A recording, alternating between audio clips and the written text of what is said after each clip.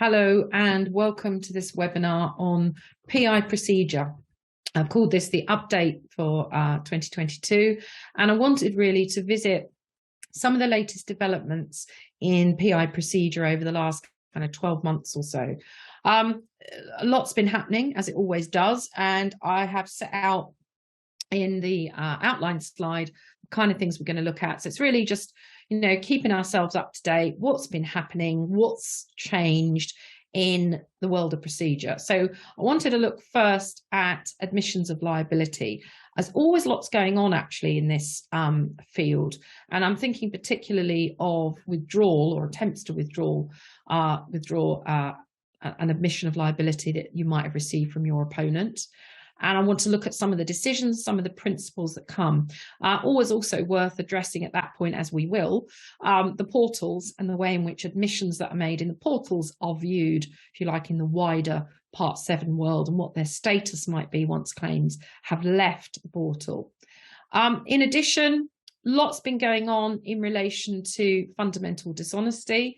Again, unfortunately, that's a fast-moving area, and I wanted to just address some of the issues that come up in relation to when these fundamental dishonesty issues should be raised. And we've got a few cases to take a look at that have happened in the last few months, addressing the issue of, I suppose I'd say, notice, really. What kind of notice is the claimant entitled to?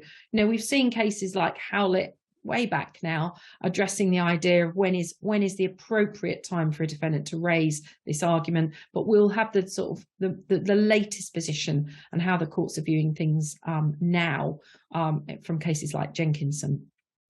I wanted to take a look, a sort of related look, isn't it, really, when we talk about qualified one-way cost shifting in relation to the exceptions and the latest issues that have arisen in relation to quox, as we call it, and the circumstances in which the claimant can find themselves vulnerable to a cost order against them.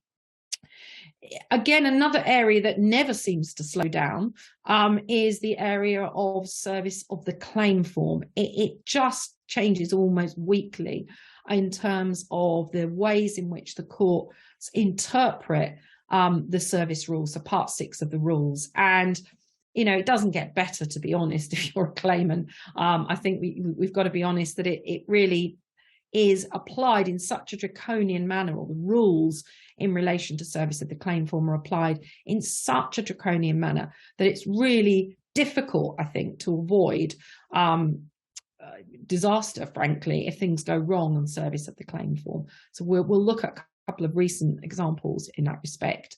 And I've also included, because it is procedural, I've called it a small claims portal update. So I think, is it? Yes, it is. I'm sure you all know there's news we're waiting for in relation to the ways in which the courts are going to deal with the so-called sort of mixed injury claims, where we've got some tariff injuries under the whiplash regs and some other types of injuries, and how the court is supposed to value those. And we're waiting for some cases to go to the Court of Appeal to deal with how that particular area is going to work. That's coming up. It's coming up in the next few months, actually. So we'll watch the space. But I've also got an interesting case that's been heard. It's a county court matter, but an interesting case about how the small claims portal might work. And because, of course, the majority of those claims in the small claims portal are actually being dealt with by solicitors, it's something that's still really relevant for us. Many of us having to deal with claims either in the portal or arising from claims that have been in the portal. So I've included that. Beginning with